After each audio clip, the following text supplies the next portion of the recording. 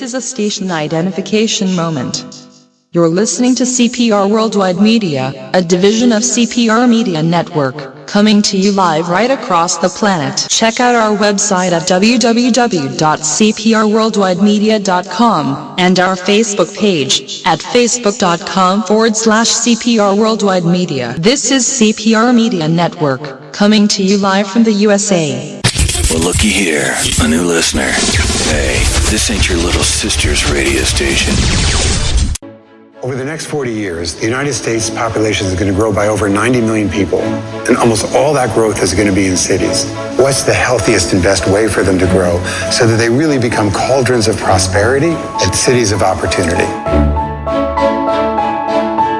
What we have found is that if that family is moved into safe, green, affordable housing, places that have access to great school systems, access to jobs, and multiple transportation modes, then the neighborhood begins to thrive and really take off. The oxygen of community redevelopment is financing. And all this rebuilding that happened could not have happened without organizations like Citi. One of the things that we really try to do is to collaborate with people like Jonathan Rose, who are really like-minded and really can also provide innovative solutions to social issues. And Citi has formed a partnership with our company so that we can take all the lessons from the revitalization of urban America to other cities. So we're now working in Chicago and in Washington, D.C., and Newark. It's branching off of Jonathan's expertise and the fact that he has done so many wonderful affordable housing projects, new development and rehabilitation work. And so we were really seeing that there was a need for his skill in areas even outside of New York. It's amazing how important safe, affordable housing is to the future of our society. You meet new people, they want to know what you do. And when you tell them your job is to invest in things like low-income housing and schools and healthcare, they're shocked and they're so surprised that a job like this exists in finance. They always say that they had no idea, and then they want to know how they can get a job like that.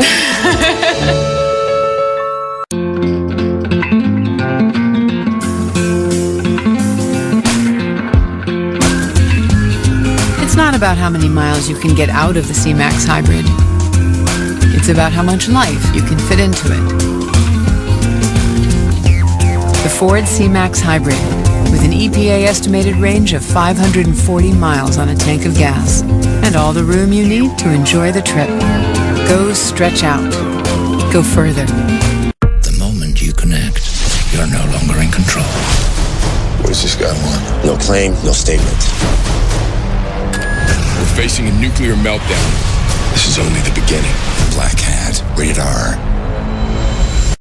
However dark the night, however dim our hopes, the light is always there within you. His family gave him hope. You fight harder than those other guys, and you win. His spirit gave him strength. We're gonna die out here. We're not dying! And in his darkest hour, Who is the Olympic athlete? his faith would not be broken. Hello, Mother and Father. This will be the first time in 2 years that you'll have heard my voice. I wish you all a Merry Christmas. Your loving son, Louis. On Christmas Day, experience the unbelievable true story of one man's journey home. You can take it. You can make it. Just gotta believe you can. If I can take it, I can make it. Unbroken, rated PG-13, Christmas Day. Read something recently worth thinking about. It's the soldier, not the campus organizer, who's given us freedom to demonstrate. It's the soldier, not the reporter, who's given us freedom of the press. It's the soldier, not the poet, who's given us freedom of speech. It's the soldier who serves under the flag, who defends the protesters' right to burn the flag. Isn't it time now to demonstrate that we support our troops? Were it not for the brave, there'd be no land of the free. Fred Thompson's message was brought to you by citizensunited.org.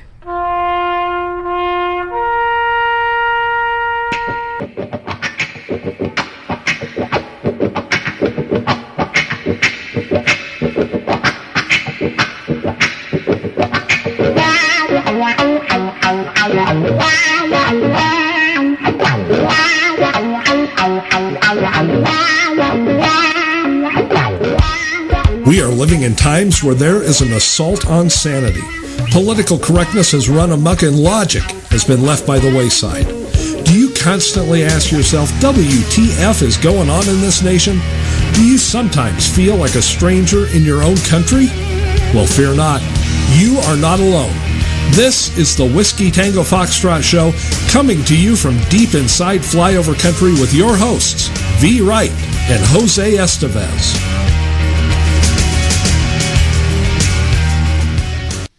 Good evening, everyone. Welcome to WTF, and I am V. Wright. And I am the one and only Jose Estevez. Folks, welcome to the show. As usual, we are coming to you live. We are unrehearsed, unscripted, and unpolitically correct. PG-13, but never politically correct. I'm sorry. Welcome to the Whiskey Tango Foxtrot radio show. It happens when we're live. Doesn't that work for you folks? Welcome to the show. Never mind me. I'm just the co-host. Obviously not the co-hostess with the mostess.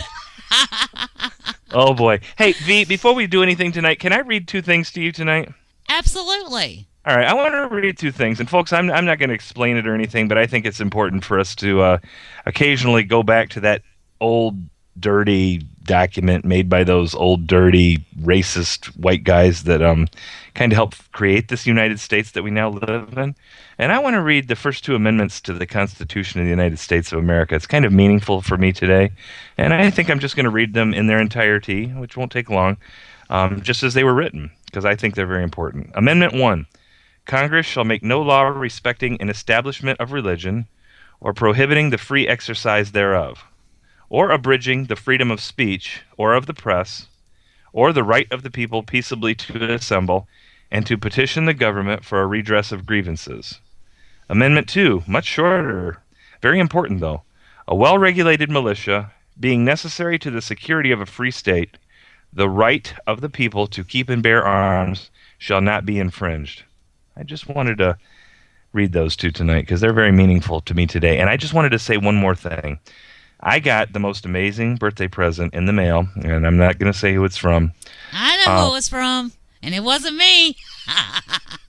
I got a book, folks, and wow, I'm almost welling up just talking about it. I got a book called With No Apologies, The Personal Political Memoirs of United States Senator Barry M. Goldwater, and it is actually signed by Barry M. Goldwater. Obviously not to me because he's long gone now, and but somebody felt enough that I deserve to have this, and you talk about a humbling experience, and of course he's a hero of mine, and I cannot wait to delve into this. It's a first edition hardcover, and I have a love affair with books, strange as it may sound, but I love first edition hardcover books.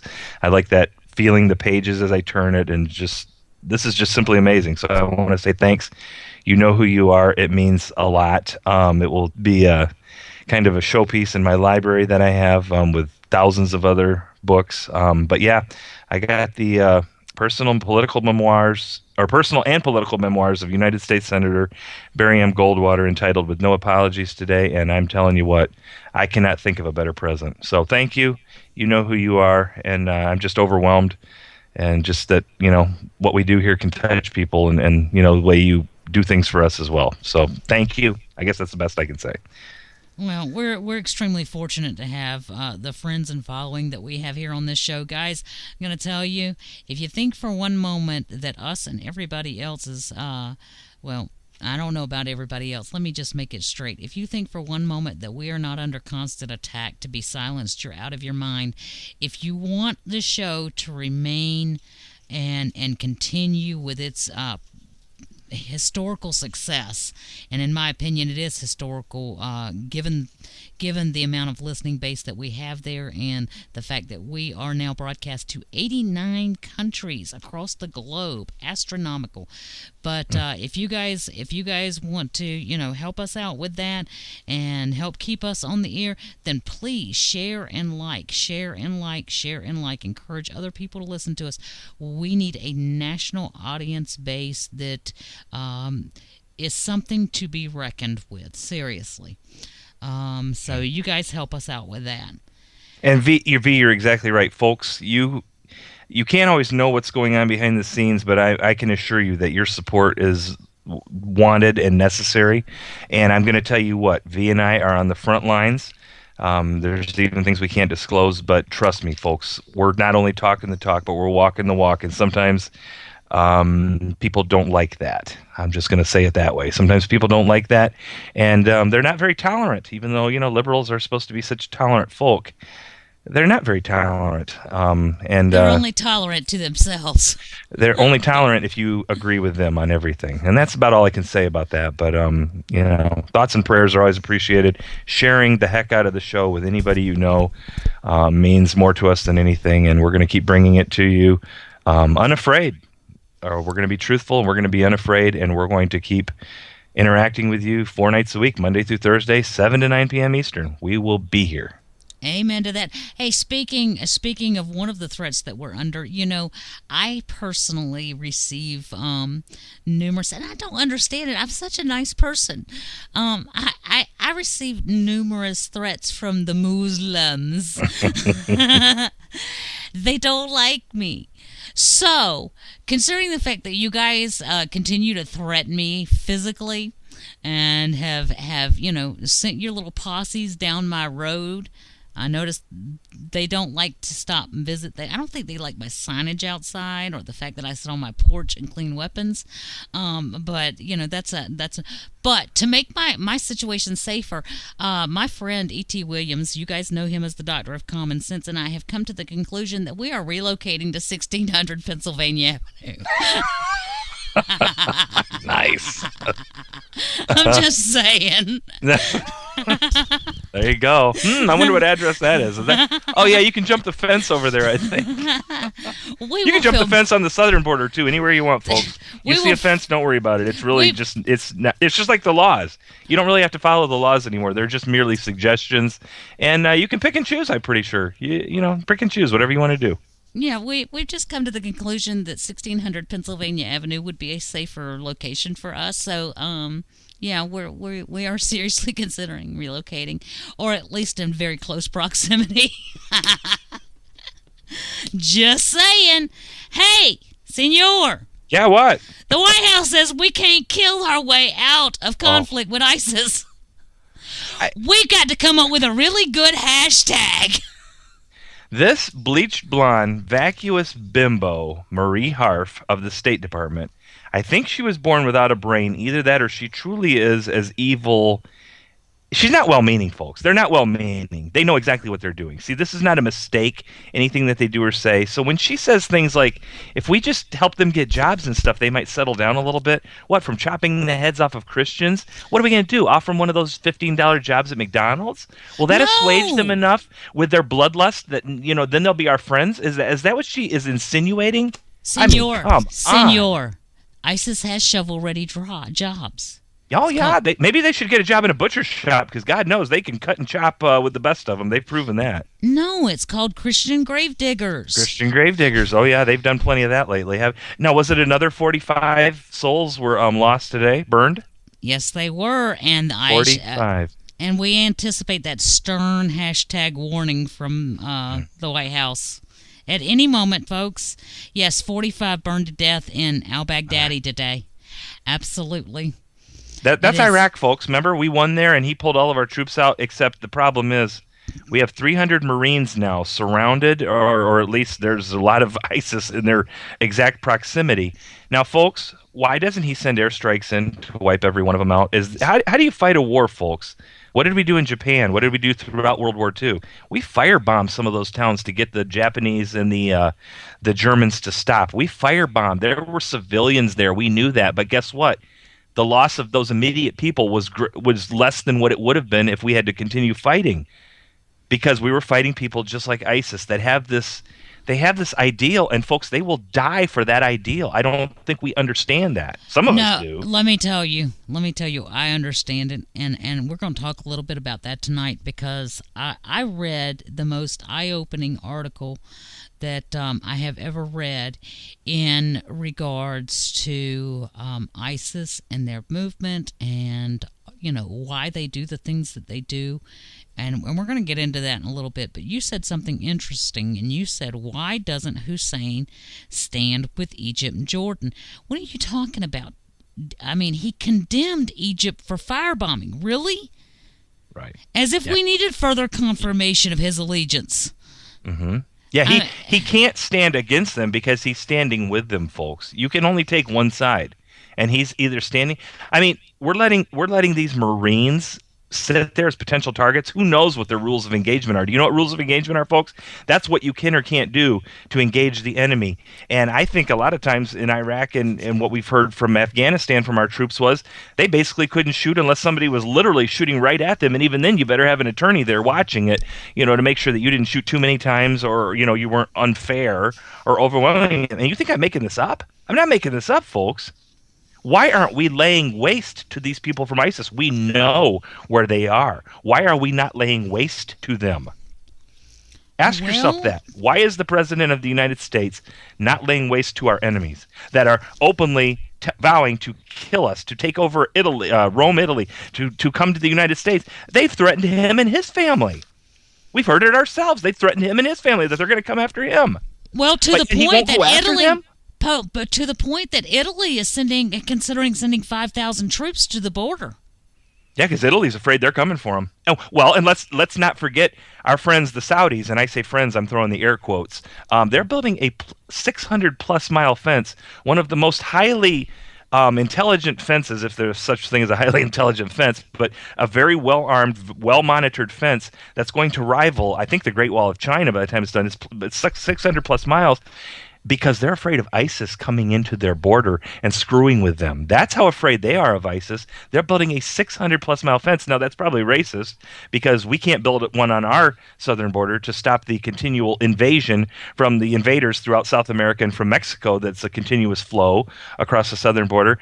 But everybody else can do this stuff. That's how afraid they are of ISIS, folks. And guess what? ISIS is Muslim, just like the people in the Middle East are. Now, there's Sunni, there's Shia, there's all these different kinds, but they're all basically Muslims, and they're that afraid of people that share a similar, under the same umbrella of religion as they do. And this is what they're doing, folks.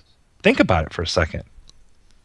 Well, it's bad news, and like I said, in a little bit, I want to talk a little bit about why they do what they do. But in the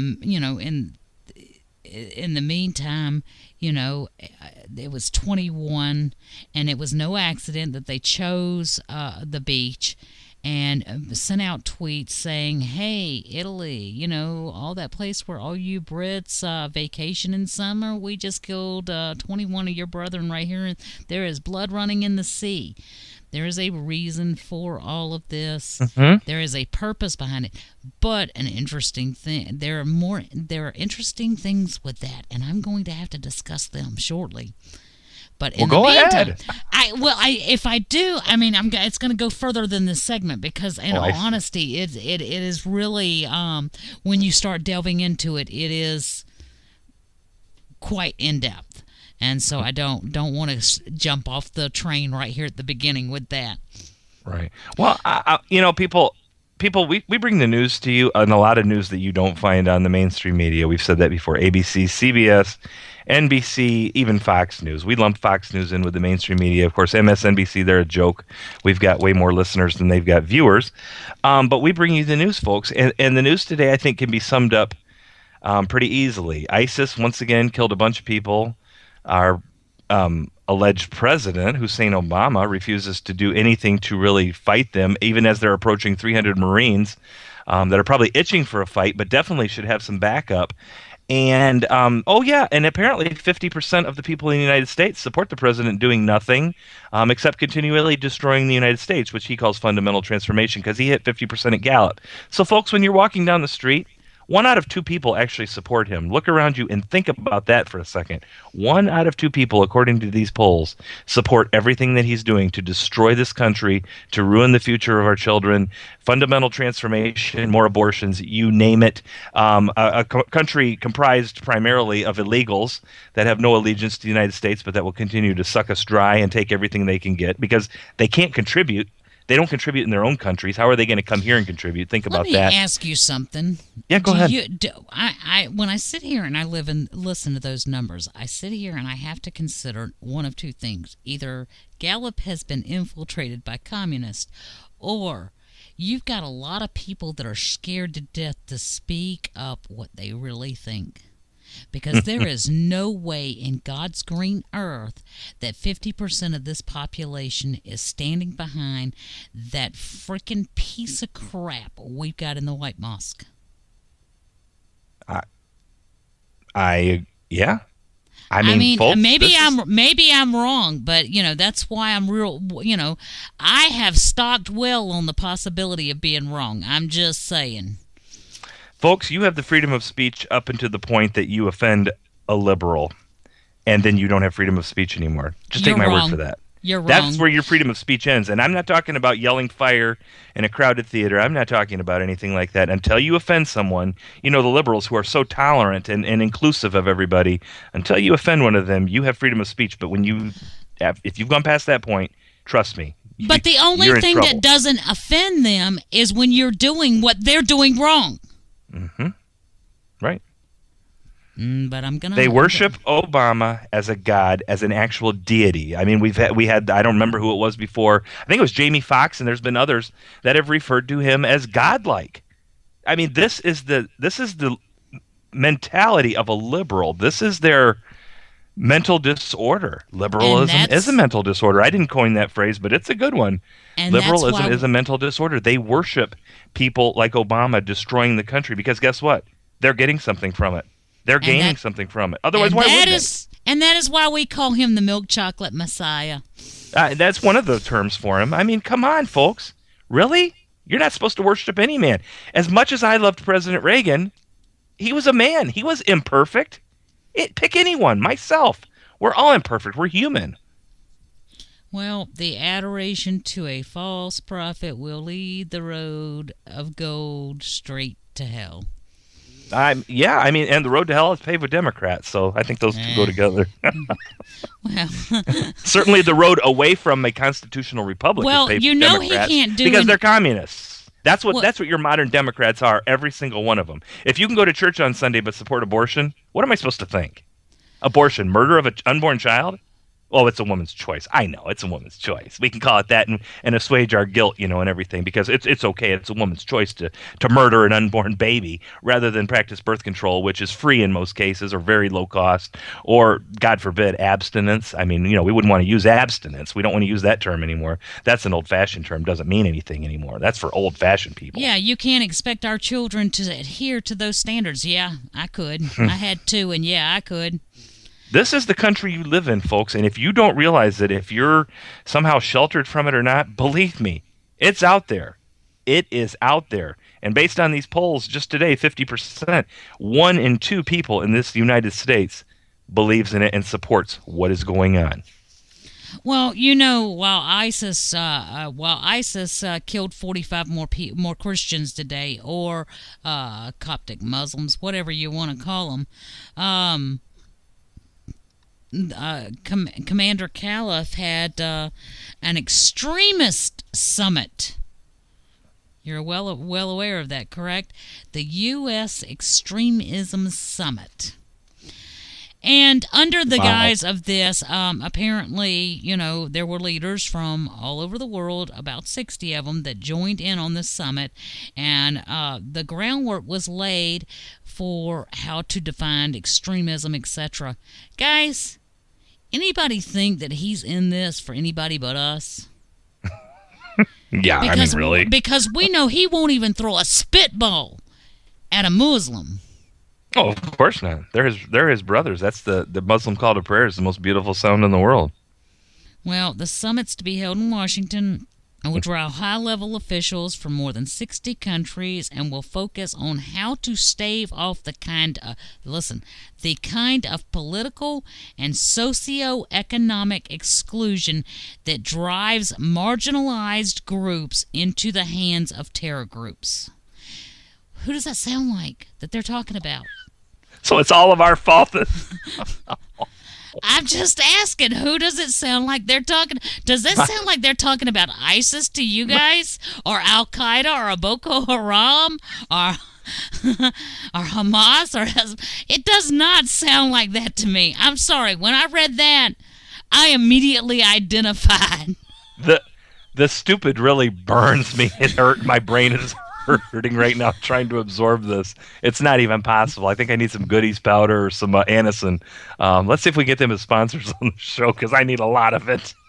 Well, that's because the White House is facing mounting skepticism that its high-profile summit on violent extremism this week will help to counter a rising tide of radicalism. Talk about... Now, if that ain't the pot calling the kettle black... That's racist, V. I don't calling care. the kettle half black. I don't care. Yeah, you know what, guys? Y'all sit here and make y'all sit here and accept that banner of racism. All you got to say is, I don't hate his black side. I hate his white side. What? I think if you come, from the mom, since the mom is white, you're more predominantly white than you are black, right? But of course, he'll use his blackness or whatever you want to call it. I don't know, his blackness. But folks, you don't have to hate his black side. He has a white side you can hate. I mean, I and once again, V, let's make it clear though for those listening, we don't hate him. We detest everything he's doing. He's a despicable person. No, he's an absolutely horrible person, but I don't hate him. I am going to clarify this for you. All right. You don't hate him. You don't have a frog in your pocket. Oh, I get it. A little mouse, little gerbil hamster there. No. Yeah, wow. You don't hate him. I detest that man with every fiber of my being. Well, I mean, he is destroying everything that I know, love, care about, and he is destroying the potential for my children and my grandchildren. Hate him, that is a mild word I would use. Yeah, I mean, I agree. I mean, everything he is doing is so vile and detestable to me that you could have the President of the United States doing something like that. If he seemed to care about the country, I guess it'd be one thing. Like I said, I've even kind of defended Clinton at times, saying that as vile and detestable of a person as he is, and believe me, folks, he is, at least he seemed to kind of love the country. I mean, even though he was in it for whatever he could get, we know that. They enriched themselves, I mean, more than any hog at a trough could ever think of doing, getting fat and stuff on the, the riches of the country. But at least he seemed to...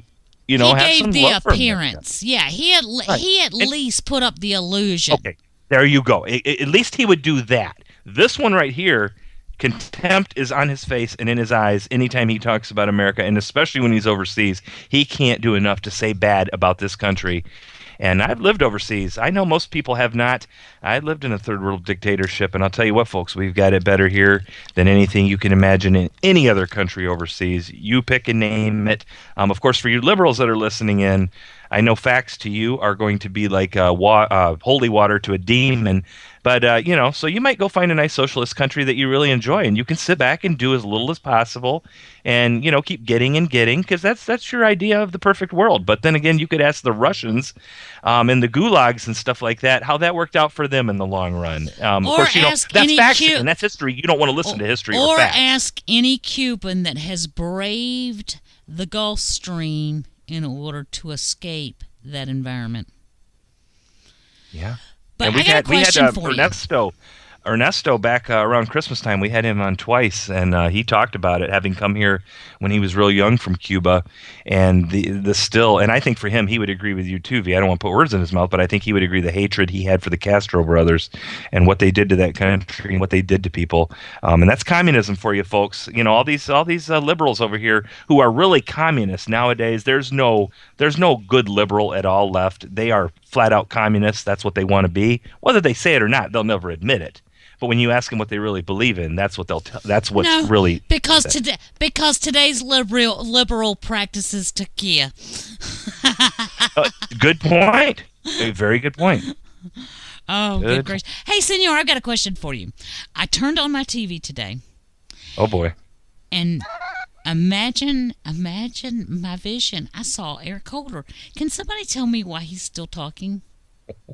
Because he can? Is that a trick question? Didn't he lose it? I mean, didn't he quit? Shut up. Go home already. He's still lying. He's still, he's got blood on his hands from Agent Brian Terry, Border Patrol, and many, many, many others. But of course, that's the kind of, okay, think about it. That's the kind of people that this regime wants, is people like Eric Holder, another vile and detestable human being, for what he's done. I don't just say that, folks. Look at his history. Look at what he's done. Look at what he's done with his life since he's been in, quote unquote, of course, this public service thing that everybody's supposed to hold in such high esteem. And I assure you, there is no more such thing as public service. I can assure you of that. And I'll debate anybody on that. There is none. Yeah, there's what your regime wants. And who do you think his replacement is? Eric Holder in a dress. And the Republicans are acting tough. They're going to hold off on her. But tomorrow or the next day or whenever, there'll be another vote and she'll get in. And it'll be as simple as that. Well, I got another question for you too. Since we talked about Clinton just a moment ago, what is it about creepy white-haired guys getting up in Washington D.C. and deciding that they got to fill up every woman? Did you see Joe bite me on Ashton Carter's wife? He is a creepy old man. Yeah, he is. I mean, seriously, I read a report today talking about Bill Clinton's affiliations with known people who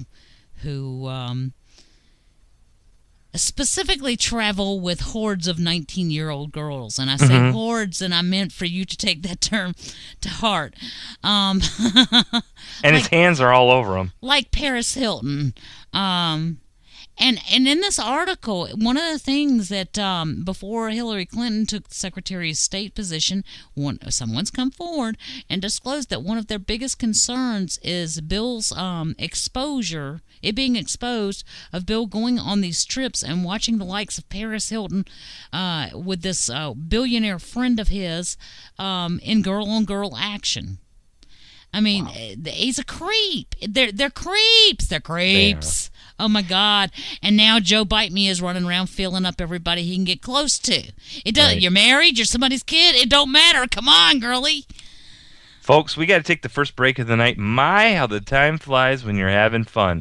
This is the Whiskey Tango Foxtrot radio show.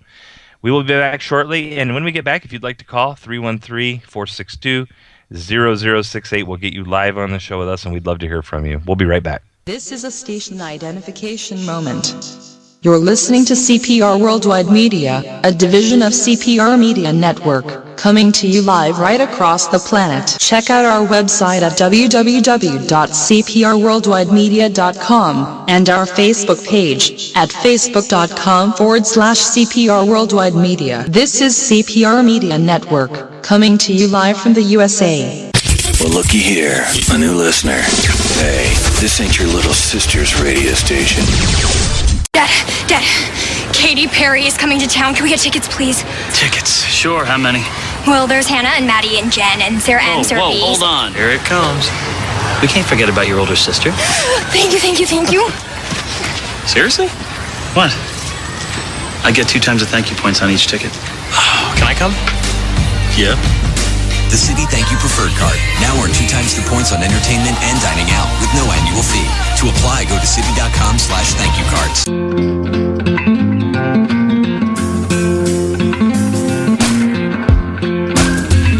The design of the Ford Escape is clearly intended to grab your eye. Oh, and your foot. Huh, ain't that a kick? The Ford Escape with the foot-activated liftgate. Go open up something interesting. Go further. The moment you connect, you're no longer in control. What does this guy want? No claim, no statement. We're facing a nuclear meltdown. This is only the beginning. Black Hat, rated R.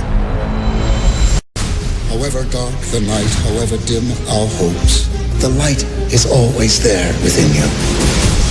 His family gave him hope. You fight harder than those other guys, and you win. His spirit gave him strength. We're gonna die out here. We're not dying! And in his darkest hour, who is the Olympic athlete?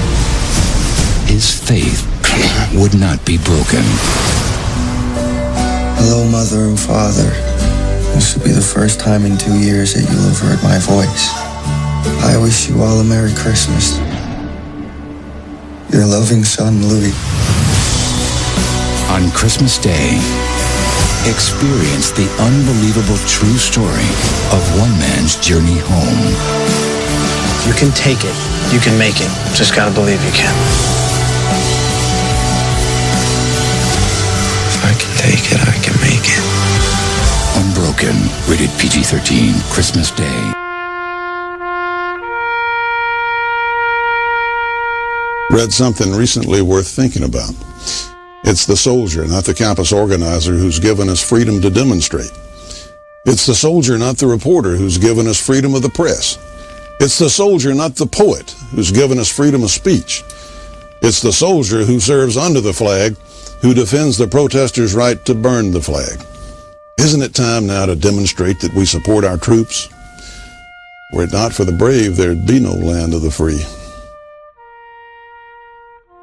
Fred Thompson's message was brought to you by citizensunited.org.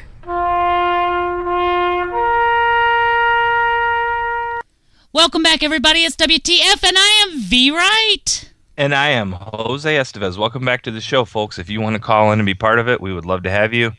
313-462-0068 is the phone number. And hey, V, can I give a shout out to somebody? You sure can. We need to recognize this person, because I'll tell you what, it only takes one person to get things rolling. And I'm telling you what, we need to give a lot of credit today to U.S. District Judge Andrew Hanen down in Texas, who today ordered to block the new programs about the immigration, to delay, so for the illegal immigration and stuff like that, for that expanded program to allow people to stay here, called Deferred Action for Parents of Americans and Lawful Permanent Residents. You mean somebody pulled the ink out of his pen? Can you actually believe it? I guess Obama's not the only one that has a phone and a pen. This is big, folks. Now, once again, it's temporary. It's not going to last. You know what? They're going to find another court that'll overrule it. But it's significant in the fact that this judge did this, and I'll tell you what, God bless Texas. He was down there, and it also gives time for the 26 states, I believe it's 26, to continue getting their things together, to just say that this is overwhelming. It can't possibly be implemented financially. It's an overreach of the federal government, et cetera, et cetera. And this is what's going to happen. Now, I'm going to tell you what, folks, right now. I think that a great majority of the American people, real Americans, do not support his executive amnesty, because guess what, folks? It violates the Constitution, contrary to the rule of law, and ignores the proper role of Congress and the president in the legislative process. This court, this guy, Andrew Hanen, this judge in Texas, ruled properly incorrect. And I believe that anyone who violates the decision must be prosecuted to the fullest extent of the law. That means if DHS refuses to comply with it or anything like that, because, folks, we have a civil society, and I'm not going to go into detail. I learned a lot about it in some of my college classes. But the foundation of civil society is that we have laws, and we follow these laws, and they're made, by going through the proper process, the legislature and all this sort of thing. And folks, he's violating the law over and over and over by, opening up the borders and not allowing the Border Patrol and all these different agencies to do their jobs and stopping people from coming over. And why is he doing it, folks? It's because of this fundamental transformation, which is the absolute destruction of the constitutional republic known as the United States of America. And I think he needs to be impeached over it if he continues to do so. But we know it's not going to happen. And of course, even if it did happen, which the chances are, you got a bigger chance of getting struck by lightning after you win the $100 million Powerball lottery, if it ever happens. I think your chances of that would be greater. But folks, he has to be stopped. And like I said, if he's impeached, though, he's just going to become a victim. And they'll play the victim card. Oh, the mean Republicans going after that poor black man, the first black president. Oh, woe is he, racist, blah, blah, blah. And but I'm telling you what, folks, this is some serious stuff. And I just want to give a proper shout out to that judge who did this temporary restraining order, so to speak. And it's big, folks. It is big, even though it's temporary. And let's hope these states can get it on and make this happen in courts. But boy, I'm pretty sure they got an uphill battle. But we need to be praying for them and supporting them every step of the way, because If this thing goes through and is implemented, folks, you can forget it. And of course, what's to say that the rule of law means? Where do you stop, V? If you let people come across the border illegally, committing a crime by doing so, and then if they're deported and come back, then it's a felony. So if you allow that, then what other crimes do you not allow? Where do the cops say, well, you can't do that? Oh, really? But they can come across the border illegally? How is that different than anything else? Where does it stop, folks? Where does it stop? Think about that for a second. Where does it stop? And where can you not apply it to? It doesn't stop. They are not even American citizens, and they can do this. So why, as an American citizen, don't I have more rights than them? What they're telling you now, folks, is no, you do not have more rights than them. Somebody coming here illegally, breaking the laws of the country to get in, getting in front of all these people that are trying to do it legitimately, paying their money, going through the application process, waiting all the years that they wait. You're saying that they have more rights than those people even that are trying to do the right thing. And there are a lot of people trying to do the right thing and come here for the right reasons to make this country better than what it even is now. Well, absolutely. Well, some interesting things in regard to that is, number one, that was what Eric Holder was talking about today, is that they had immediately moved forward with an appeal, and they do expect it to possibly go all the way to the Supreme Court, and I hope it's stomped on all the way. But in the meantime, everything is on hold because as one moves forward, doesn't matter what the judgment is, there's going to be an immediate appeal, so we'll see how that goes. But in the 123-page opinion, Judge Andrew Hanen determined that since at least one state, the state of Texas, stands to suffer direct damage from the implementation of Obama's executive amnesty, the state had requisite standing, and a majority of the states, 26, sued the administration, alleging the Department of Homeland Security's immigration directive will cause, quote unquote, will cause significant economic injury to their fiscal interest. And that is illegal. You cannot do that. And fortunately, this judge did recognize that. However, we know that this regime has loaded, between him and Bill Clinton, they have truly loaded the federal court system with a highly proportionate number of individuals who will side with them. And the unfortunate thing is that they are bound to find a court system that will say that it is okay for them to go forward with their action. Sounds like we have a caller. We do. We actually have an early guest. Okay. Actually, ladies and gentlemen, we have someone I call a friend, and a friend of a very good friend of the show, in that we strictly support Camp Lone Star, which is the citizens group that is assisting in patrolling the border down in Texas. Mr. Casey Massey, how are you? How are you doing? I am doing fine, darling. How are you holding up? Oh, some days better than others. It's kind of upsetting and mentally strainful. Well, I can imagine it does. Casey, first of all, I'd like to introduce you to my co-host, Senor Jose Estevez. Hey, Jose. Hi, Casey. Welcome to the show. We're glad to get your story out there, and thanks for being part of it tonight. Thanks for having me on. You're welcome. Our pleasure. Now, Casey, why don't you, number one, you were very implemental in the original group that was Camp Lone Star, and you are not as active with that as you were. You want to tell our listeners why or what occurred? Well, I'm barred by the federal government from having anything to do with Camp Lone Star. It's a condition of my release that I can't communicate with or go to Camp Lone Star. Unbelievable. Now, KC, there's been a lot of hyperbole. There have been a lot of rumors. There's been a lot of speculation, and a lot of people have, said things that I personally knew to be blatantly untrue about you. Can you tell our listeners what occurred? What led up to today? The reason that I got arrested, or, I mean, what do I think led to my arrest? I mean, I'm unsure what you mean. Well, I mean, you were down there at Camp Lone Star, and you were working diligently like that. And, folks, let me tell you something. Everybody has a history, and young people make mistakes, and there's no ands, ifs, or buts about that.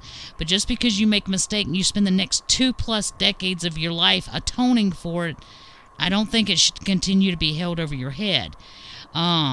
Casey, you want to take it from there? Yeah, everything started as far as the legal issue against me August 29th when the United States Border Patrol opened fire on one of my teammates during a patrol when we were doing backup for a Border Patrol agent. We split there was 3 of us, and we split approximately 75 to 100 yards apart from each other and covered the back of the Border Patrol's agent against the river. There was people in the river. There was a guy that was heavily tattooed, going up and down about waist deep in the river, yelling commands, while they had a push of illegals coming towards that location. And they were in front. To give you a geographical location, they were being pushed from west to east. We deployed at the river, which was at the farthest eastern point. The agent was pointed, looking west, trying to catch them as they were coming towards him. We covered his back because there were people in the river. We didn't want him to sneak up behind the Border Patrol. We asked him if he needed help. He said yes, so we deployed to the river to guard his back. While I was in a covered position, I heard the gunfire. At first, I thought it was the cartel shooting at us.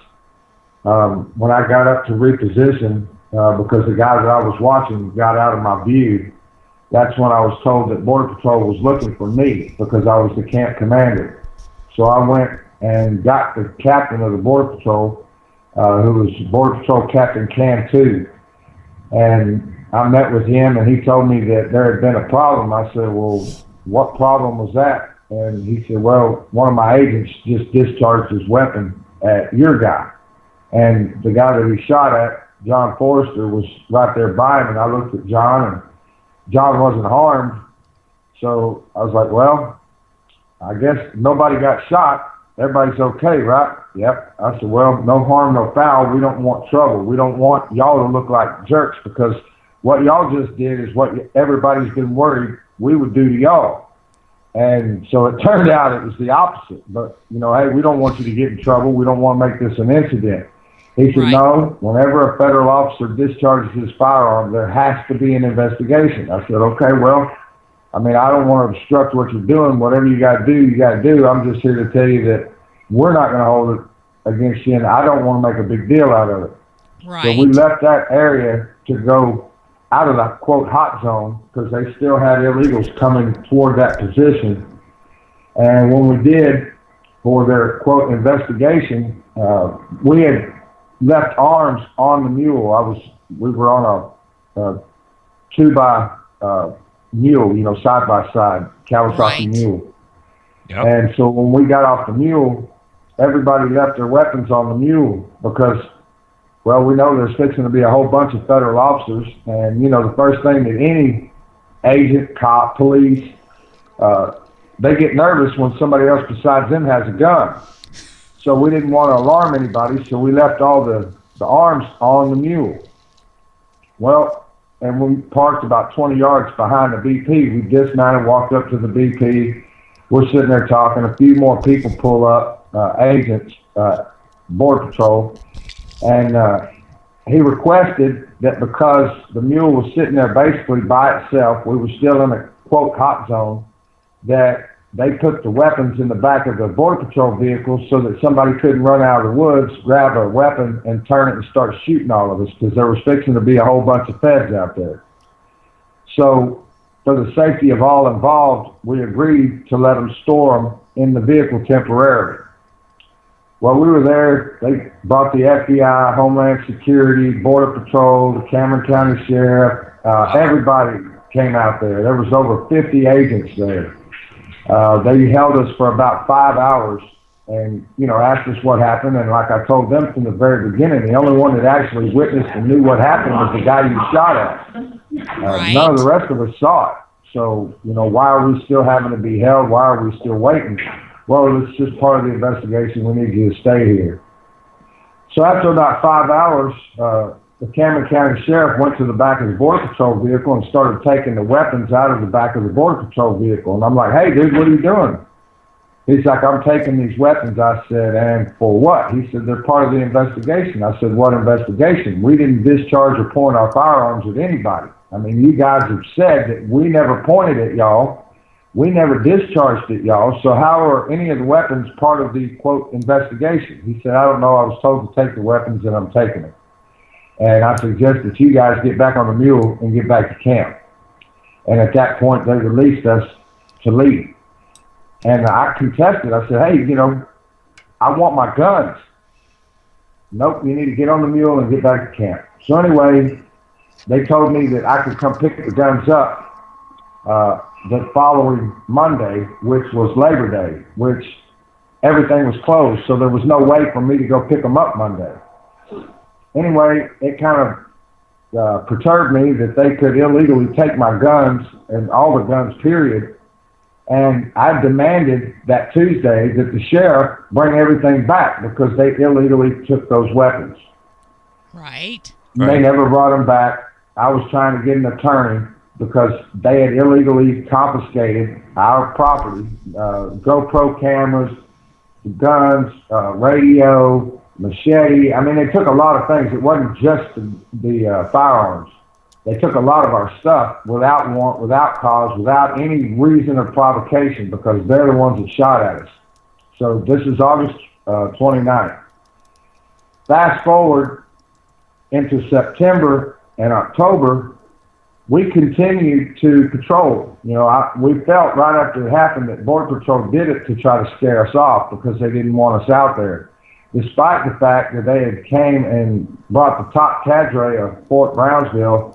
And from Houston Border Patrol, we had a meeting with the top brass at our camp August 13th or 14th. They gave us their Border Patrol camera tower numbers, supervisor numbers, patrol numbers, dispatch number. We gave them our SOPs and ROEs. So we thought we were all on the same page. 2 weeks later, they shoot at us. So after they shoot at us, we're like, man, what? I thought we were all on the same page here. But okay, well, it was a mistake. It was no big deal. We'll go ahead and patrol. Well, they started increasingly harassing us while we were patrolling. And I was taking video of us chasing illegals back across the river. I took videos of, us detaining illegals because two of the major points that I was trying to prove is that, first, the government's lying. They said that we as citizens don't have a right or the power of arrest. And yes, we do. It's called a citizen's arrest. When you witness somebody commit a crime, you have the absolute right to detain those people and turn them over to law enforcement. Number two, they said that we didn't have the proper training adequate to be able to stop the illegal invasion. And my retort was, the problem is your training. We use common sense. And we were effective. We turned them back, and we made them go back across the river, thereby not costing the American citizens any money because we weren't putting them into our system. We would make them return to Mexico, go back, swim back through the river because you're not staying here. Number three, by documenting this, I was showing to the American public while Obama and everybody else is declaring the border as secure as it's ever been, we're not having a problem. We were being flooded by 10 to 30 illegals a day in this 3 to 4 mile area that we patrolled. Right. So they became increasingly more bullyish. Well, approximately October, I believe it was 12th, we were doing a night patrol, which night patrols are extremely dangerous because out on the border there's no lights, there's no power. I mean, it's pitch black. Right. And that mule that I discussed earlier, I fitted it with LED light bars. So at night, it looked like a spaceship. And everybody in Border Patrol knew that it was us. I mean, because you couldn't miss it. It was like a spaceship lit up at night. It was like the whole border up. I mean, my light would shine into Mexico. Well, anyway, we're doing a night patrol, and we make the last pass to Cartel Beach, which is a heavy smuggling area. And as we're leaving, the Border Patrol surrounds us with 6 Border Patrol vehicles. And they had their lights on and everything. I mean, they physically impeded our ability to move. I mean, they stopped us from traveling. They blocked us in. Well, we had to stop. Right. And all of this is recorded on video, and it's on YouTube. If you search YouTube under KC Nunya, Nonenya, I have all these videos that I'm describing. When the Border Patrol tried to assert authority over us that night, and I clearly orated and told them, no, you don't have authority. They admitted that they didn't have authority. I was able to articulate the laws of Texas, and he fully agreed that I was right. After about, I believe the video is 7 minutes long, they told us to go ahead and leave. So we left, and we went back to camp. Well, I started thinking about it, that, you know, it was upsetting to me that they knew it was us, and they brought 6 Border Patrol vehicles down on us, men holding arms, surrounding my mule, like we had just robbed a bank. So it kind of perturbed me. So I went to the Border Patrol agent that was nearest to our campsite, and I asked him to have this captain, who I believe his name is Aguilar, I'm not 100% sure. I had that Border Patrol agent tell the captain to come back to our campsite.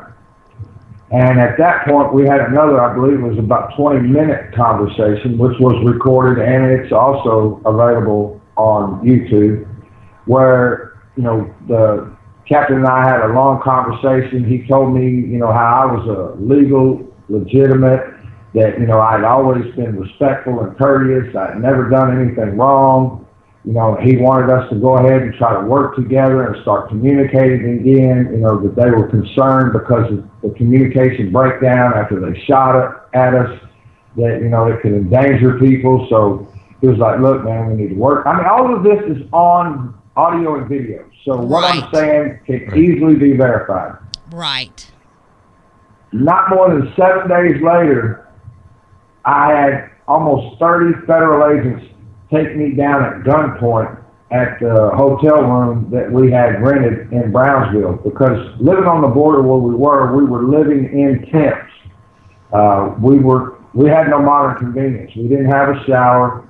We didn't have a bathroom. We were using a bucket for the latrine, and it was extremely hot. It is extremely hot down there during the summer. So I paid for it, but we kept a hotel room so that every couple of days we could go take an actual real shower instead of a sponge bath, cloth bath, you know, with a rag and baby wipes, and that we could use the latrine in a regular place and relax in the air conditioning and watch TV or whatever.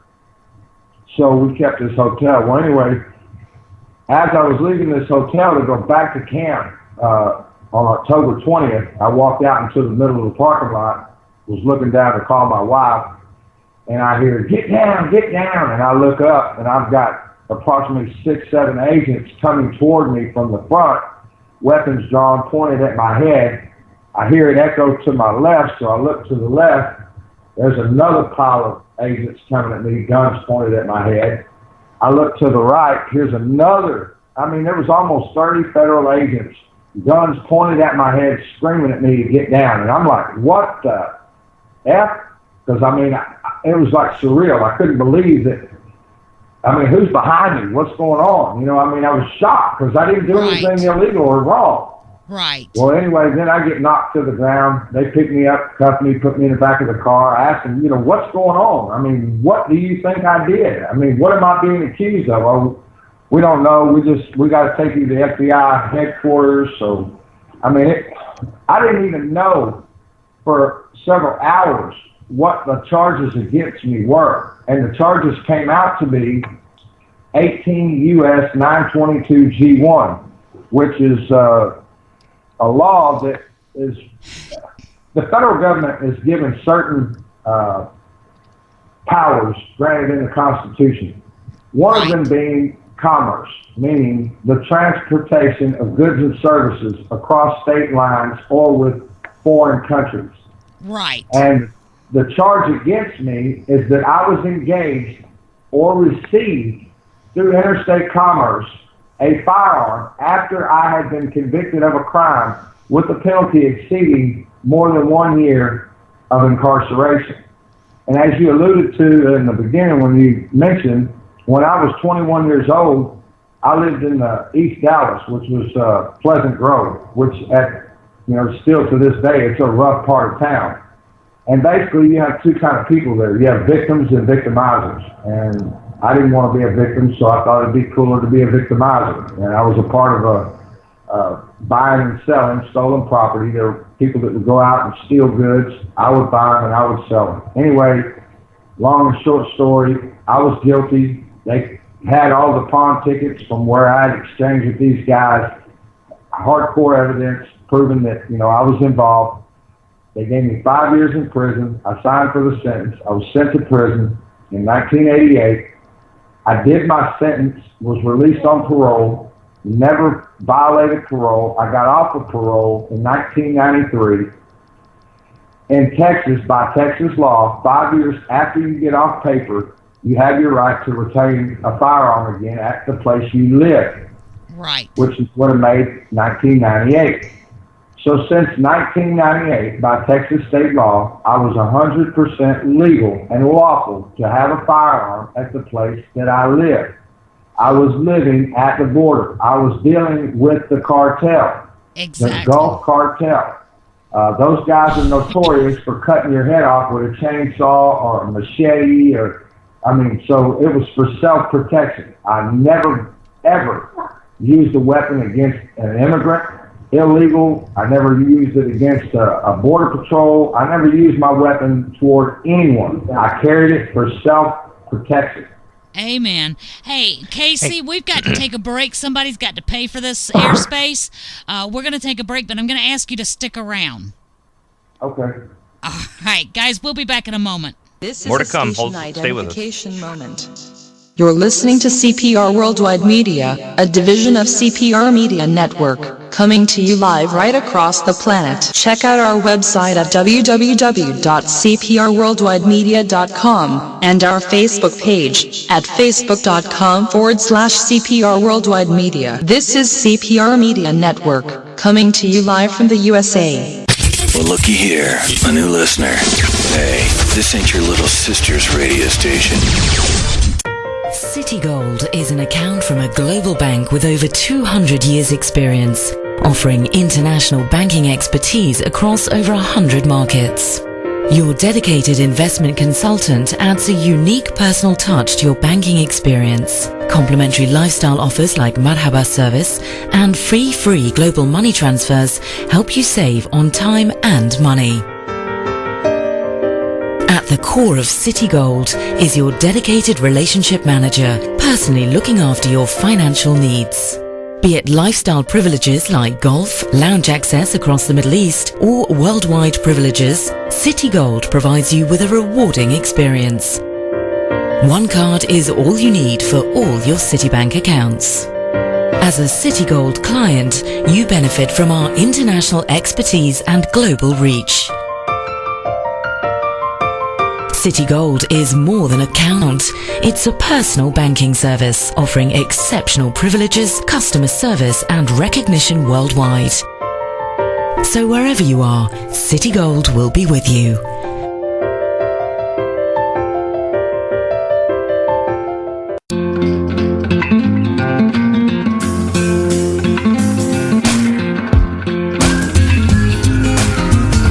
The most amazing thing about the Ford Fusion isn't the way it looks. The most amazing thing is the way it sees. With blind spot technology, a lane keeping system, and a standard rear view camera, the Fusion is ready for whatever comes your way. Go prepared. Go further. The moment you connect, you're no longer in control. What does this guy want? No claim, no statement. We're facing a nuclear meltdown. This is only the beginning. Black Hat, rated R. However dark the night, however dim our hopes, the light is always there within you. His family gave him hope. You fight harder than those other guys, and you win. His spirit gave him strength. We're gonna die out here. We're not dying! And in his darkest hour, Who is the Olympic athlete? his faith would not be broken. Hello, Mother and Father. This will be the first time in 2 years that you'll have heard my voice. I wish you all a Merry Christmas. Your loving son, Louis. On Christmas Day, experience the unbelievable true story of one man's journey home. You can take it. You can make it. Just gotta believe you can. If I can take it, I can make it. Unbroken, rated PG-13, Christmas Day. Read something recently worth thinking about. It's the soldier, not the campus organizer, who's given us freedom to demonstrate. It's the soldier, not the reporter, who's given us freedom of the press. It's the soldier, not the poet, who's given us freedom of speech. It's the soldier who serves under the flag, who defends the protesters' right to burn the flag. Isn't it time now to demonstrate that we support our troops? Were it not for the brave, there'd be no land of the free. Fred Thompson's message was brought to you by citizensunited.org.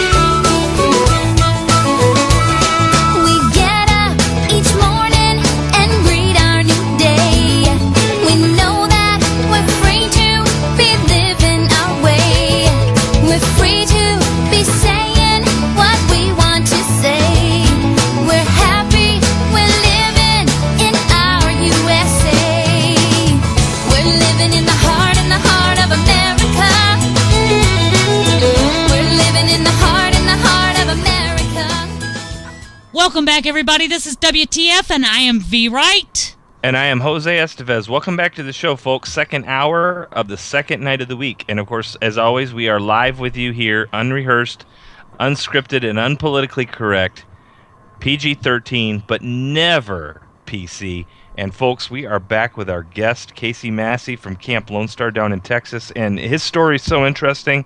During the break, I was seeing some of our listeners are really into this. And Casey, why don't we let you get right back into it, pick up where you left off, and we want to hear more about what's going on here.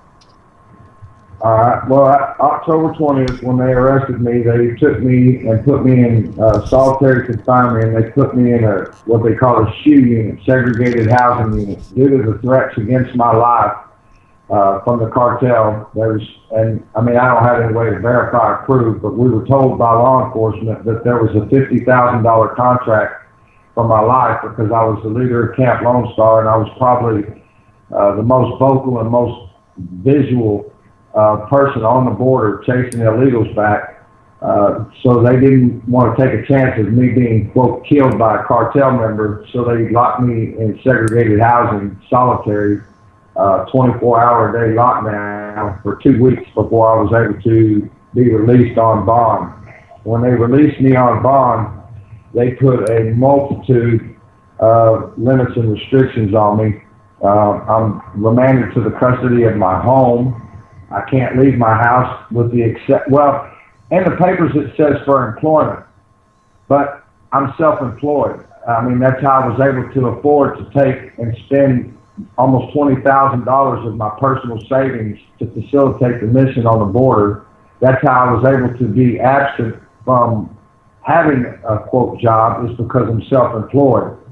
When I was released, I was told that I was to have a job. They put a GPS tracking device on my leg, $2,000 apparatus, I was told that I can no longer communicate with anybody from Camp Lone Star, Rusty's Rangers, Rusty's Regulators, that I was not to go back to the border. I was remanded to the Northern District of Texas, which is where I live. I was told that I have to do random drug testing, which that's what the judge said, but what they did to me is they put me on a thing where I have to call every day to see if I get a, quote, surprise drug test. Now, bear in mind, I'm 49 years old. I've never, ever had any drug arrests, drug convictions, anything related to drugs, but I'm taking drug tests. I've never had any issues related to alcohol, but I'm ordered to abstain from alcohol, which, like I said, none of those really matter to me. I don't care because I don't partake. But it's the point that they have pushed it so far as to extremely inconvenience me.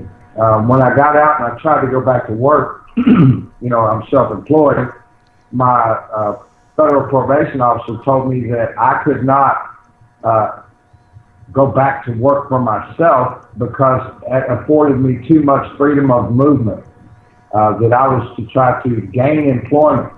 And at the time, the leg monitor that they had on me was affixed to my ankle real down low, and it was tight, so I couldn't move it.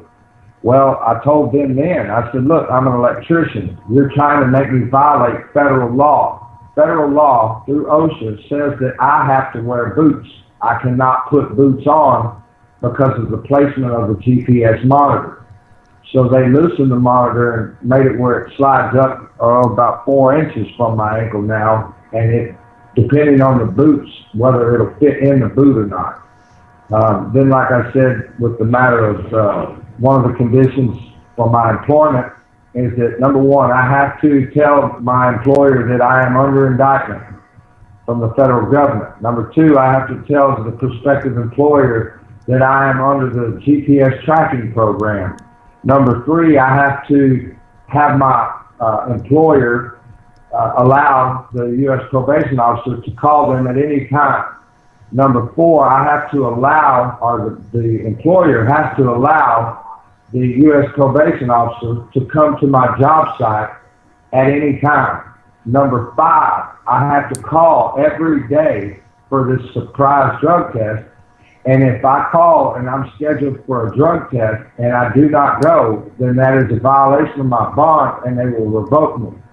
Well, one of the major problems is, first off, like I said, I'm self-employed. So as an electrician, that tells you where I'm at in the food chain of an electrician. I'm at the top. If I was to be employed by somebody as an electrician, I would not be employed as a helper. I would be employed as a lead man. As such, if I'm running a job for somebody and I call that day and I have to take a drug test, I would have to shut this person's job down so that I could go take a urinalysis. There's not a man in the world, myself included, and I'm a very understanding employer, and I work with my guys any way I can. But there's no way that I could take the liability and the chance of having someone like me work for me, because if I'm in a crunch and I've got to get this job done and you call and you have to go take a urinalysis, man, you're costing me money. You're going to cost me a job. You're going to cost me a customer. Exactly. I cannot afford that. Exactly. So therefore, I'm basically unemployable. Wow. I'm allowed 4 hours per week of religious services. I can only, however I want to break 4 hours up, that's all I can go to church. I mean, it's Now, Casey, we had talked during the break about what charges, how they went about manipulating this to be able to charge you on a federal charge. Our listeners haven't heard that. They on how they masterfully created this scenario where you broke the law. Well, one of the powers granted to the United States government through the Constitution, because that's where the government gets its authority, is from the Constitution. One of those powers granted to the government is the power to regulate commerce. Commerce meaning the movement of goods or services through interstate or foreign commerce. And the main reason for that, especially back then, is because we have coastal states. The inland states would be at a disadvantage should the coastal states want to try to manipulate or screw them around, because we have access to the ports. And if we want to say, okay, you're Oklahoma, we're going to charge you a $200 tariff to move your goods through Texas. Somebody in New York, they might say, hey, well, we'll charge $500. So to make it fair for the inland states and all the states, the United States government was granted the authority to regulate commerce. Again, commerce is the moving of goods or services on a large scale through interstate or foreign traffic. Right. The charge basically stems from back in the 1930s when the original NFA, National Firearms Act, was enacted. It was enacted to go after mobsters who at the time were using guns when they were illegally trafficking contraband across state lines, alcohol, just gambling, whatever it was that they were doing, and the mob was robbing banks. Right. Originally, because I've read the congressional records, I welcome and tell anybody, having doubts, go read the congressional records. It clearly says why they did it. At that time, Congress knew that it was illegal to try to ban a person from having a firearm, because the Second Amendment says all men shall have the right to keep and bear arms. So they knew they couldn't take that right away, so what they did was tax it. And back in the 30s, they made the original National Firearms Act, it was a tax, because back then you could order a gun through a catalog and have it delivered to your home through the mail. Absolutely. So since it came through the mail, that gave them the Commerce Clause provision, because it's traveling across state lines, it's coming through federal mail, so that clearly, in their mind, gave them the authority to regulate it. Well, they couldn't outlaw it, so they made it a tax, just like they did drugs. Originally, when they outlawed drugs, they knew they didn't have the authority to tell somebody what you can or cannot ingest, so they made it a tax. Well, after 30 years of dumbing the American people down and getting them used to it, in the 1960s, they came out with the second National Firearms Act, where they moved it from the taxing division of the government to the criminal law side and enforced it under the Commerce Clause instead of the IRS Clause. Right. So then it became a criminal situation. If you were engaged in the commerce, the trafficking of firearms over state lines without being a national firearms dealer, or without, if you were engaged in the moving of guns across state lines, period, they made it a crime. It then became a crime, because for 30 years everybody was dumbed down and thought it was, under the tax, and now it's a crime. Nobody cared, because, in the 1930s, Black's Law Dictionary in 3rd edition defined felon as somebody who is under charges or under conviction. Once you served your sentence, you were no longer considered a felon back then. Right. And that was the understood definition. Well, we fast forward another 30 years to the 60s. By now, the definition of a felon is anybody who's been convicted of a felony forever and always. And that's still the accepted definition now. Right. It's another way to manipulate and try to control the American people, and that's what they've done. And what they're charging me with is the commerce, my involvement in the commerce of the transportation of a firearm. But the way that they're classifying that, Casey, is not that you personally bought the weapon from out of state, because you bought it legally within the boundaries of your own state. What they're saying is, that weapon was built somewhere else, and it was transported to Texas, and although you bought it legally, you purchased a weapon that was made somewhere else. Essentially, yes, that's their allegation. They are now asserting, the federal government is now asserting, that if a firearm was not manufactured in your state, which is a violation of the 14th Amendment, because the equal rights, once one man's right in one state is another man's right in another state. It's the Equal Protection Clause, and that's a violation of the equal protection, for one, because they told me, had the gun been made in Texas, I could have it. So there, it's not a possessory issue, because if I could have a gun made in Texas, I can have it so I can possess it, so that's not the problem. Right. But what they're saying is because the gun was transported through interstate commerce to get to Texas because it wasn't made here, then that gives them authority and jurisdiction over it, which is also incorrect, because once the firearm has been transported through interstate commerce by federal law, it has to go through the channels of a federal firearms dealer. Right. It is transferred from one dealer to the next. From wherever it came from to this state, when it got to this state and was transferred to a federal firearms dealer here, when that dealer sold that weapon legally in Texas, it became a Texas gun. It fell under Texas law. Under Texas law, I'm 100% legal to have a gun at the place I live. Period. End of story. Absolutely. The federal government is trying to overstep that and throw our 10th Amendment right, which says that all powers not granted to the government through the Constitution shall remain with the state and the people.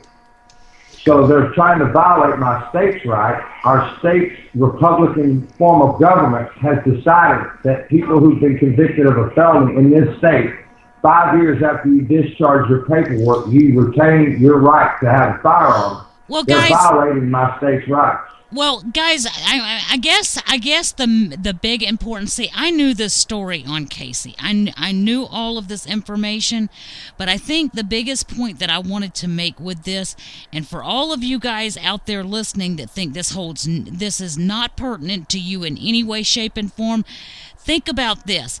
This has absolutely nothing to do with the fact that Casey made a mistake in his youth and he acquired a felony conviction because his state forgave that.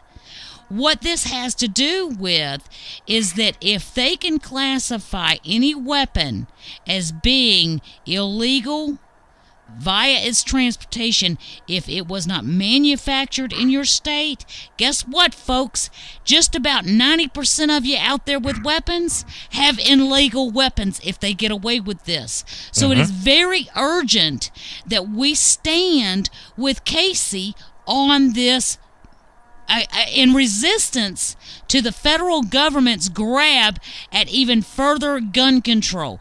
Because if they can get away with it in the great state of Texas with Casey Massey's as an example, trust me, folks, it's just a matter of time before they realize they can come for you too.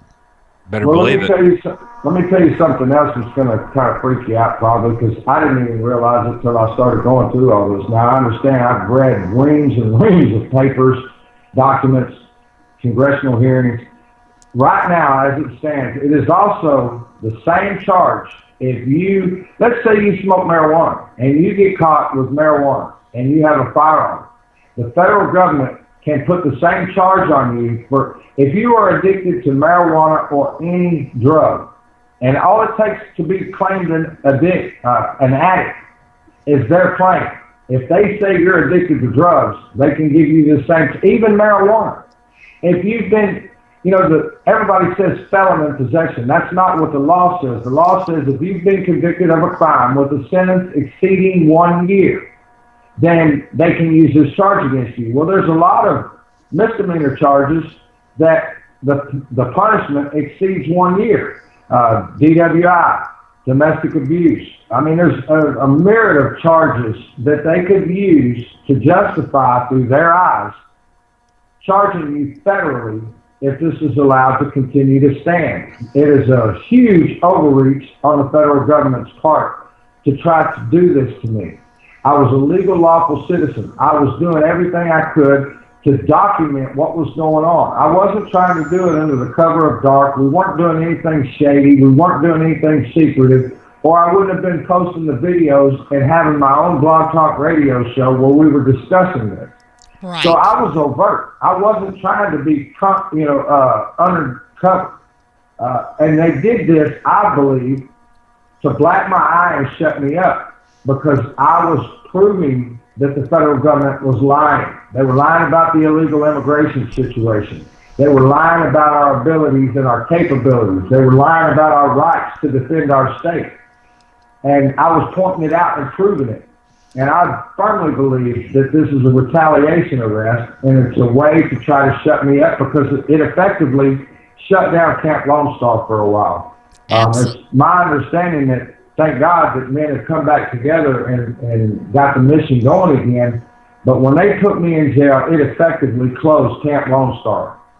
So they won. They got what they wanted. They kept me off the border, and I was a strong vocal proponent, and a lot of people looked up to me as a leader, and they were wanting to come, be a part. Well, they destroyed that by putting me in jail like they did. So, Casey, let me ask you now. I know in March you have a hearing scheduled.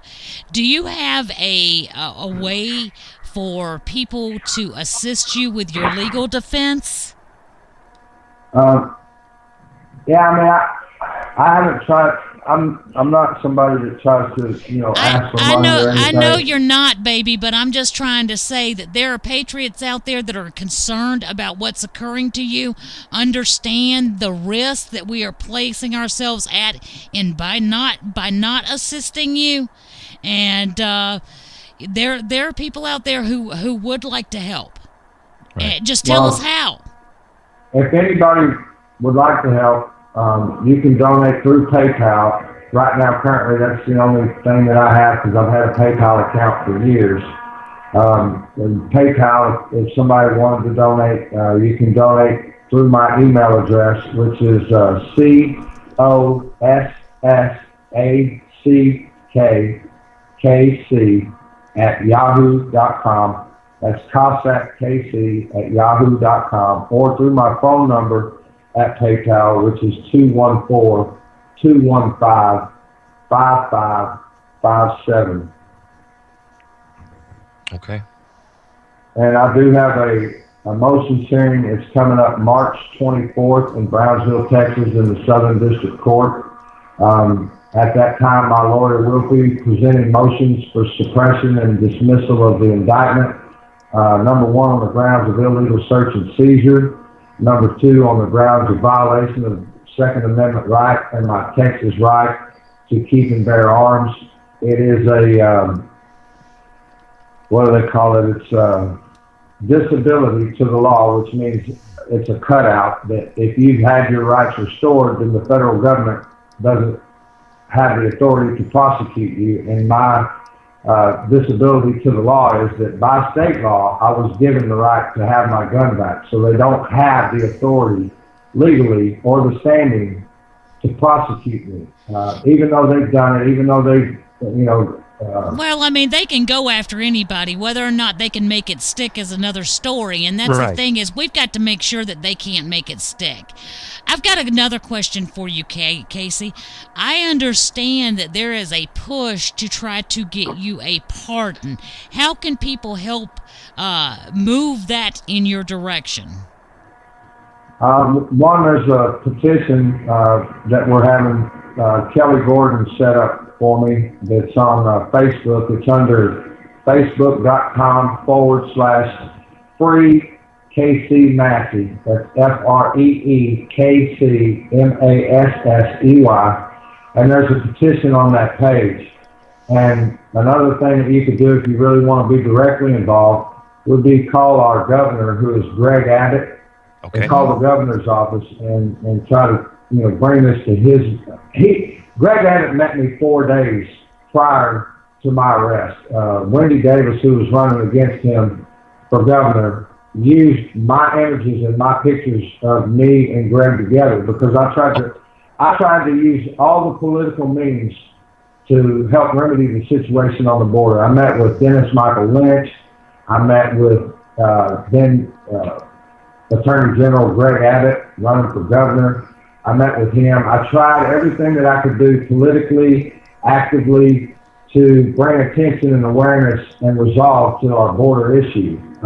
After I was arrested, Wendy Davis tried to use those images of myself and Greg to say that Greg was consorting with terrorists.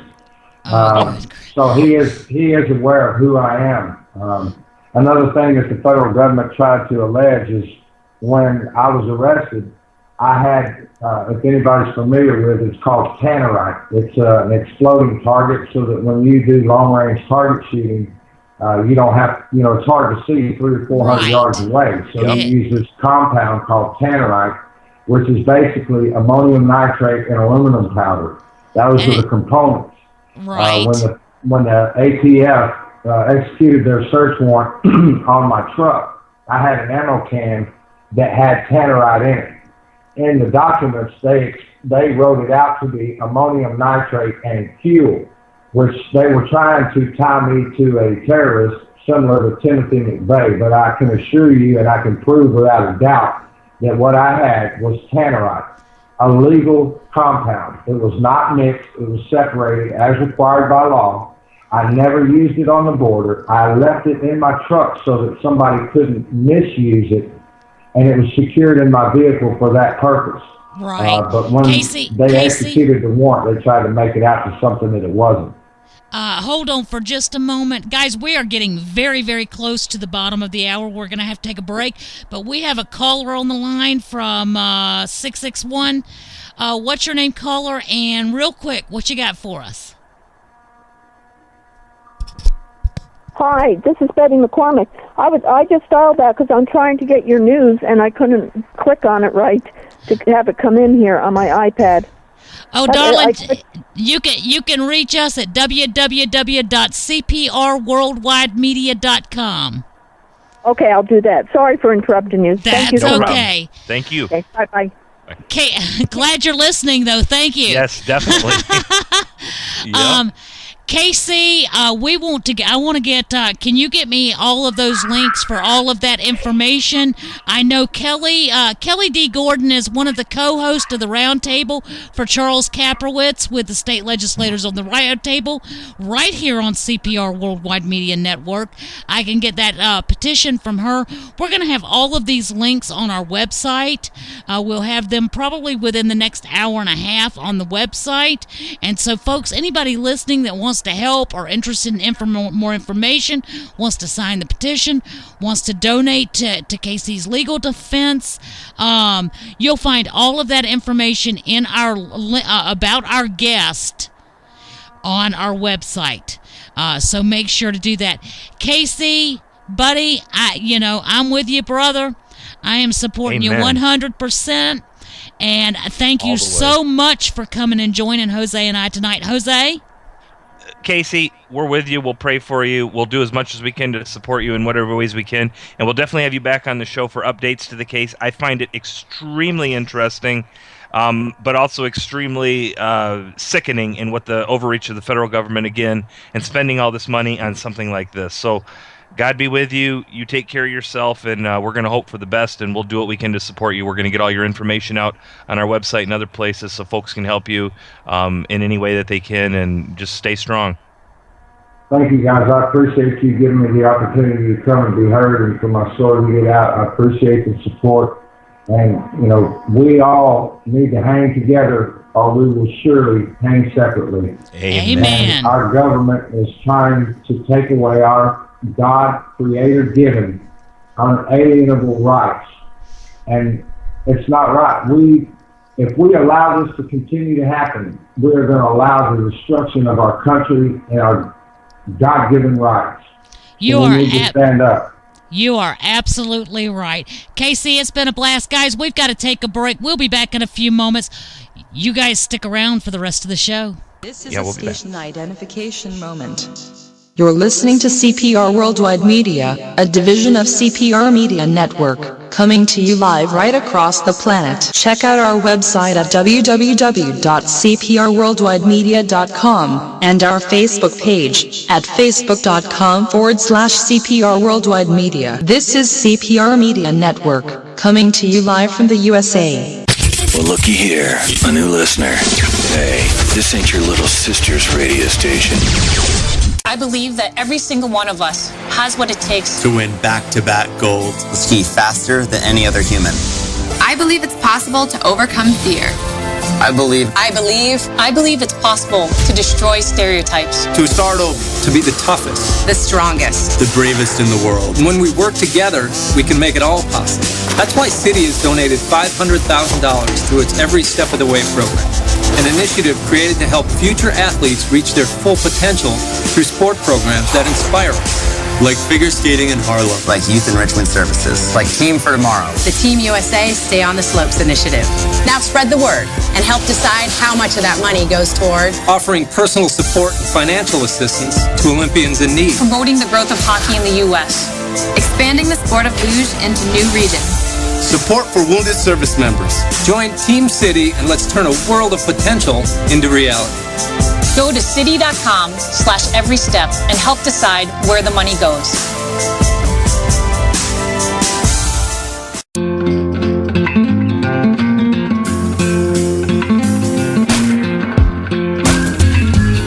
It's not about how many miles you can get out of the C-Max Hybrid. It's about how much life you can fit into it. The Ford C-Max Hybrid, with an EPA estimated range of 540 miles on a tank of gas, and all the room you need to enjoy the trip. Go stretch out. Go further. The moment you connect, you're no longer in control. What does this guy want? No claim, no statement. We're facing a nuclear meltdown. This is only the beginning. Black Hat, rated R. However dark the night, however dim our hopes, the light is always there within you. His family gave him hope. You fight harder than those other guys, and you win. His spirit gave him strength. We're gonna die out here. We're not dying! And in his darkest hour, Who is the Olympic athlete? his faith would not be broken. Hello, Mother and Father. This will be the first time in 2 years that you'll have heard my voice.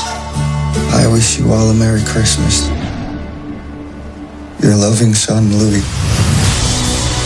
On Christmas Day, experience the unbelievable true story of one man's journey home. You can take it. You can make it. Just gotta believe you can.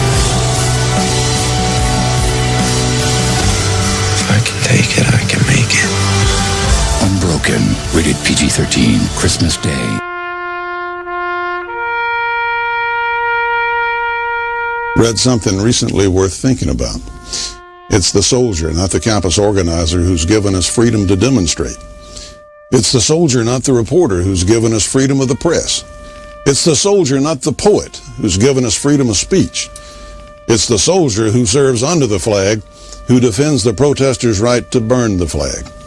Isn't it time now to demonstrate that we support our troops? Were it not for the brave, there'd be no land of the free. Fred Thompson's message was brought to you by citizensunited.org.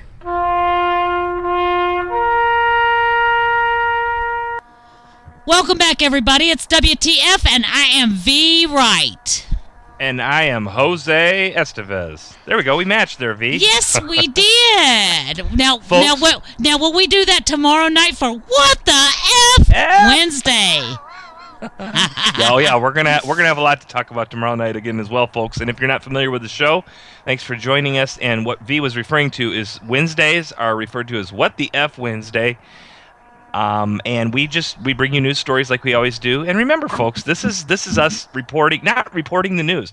We're sitting here talking about the news, color commentary, whatever you want to call it. It's our own opinions. And guess what? As American citizens, we're entitled to our own opinions. And especially since they seem to be right all the time, well, then, of course, it's even better for you folks. But tomorrow night we'll do that. But we bring them to you with a bit of a humorous twist.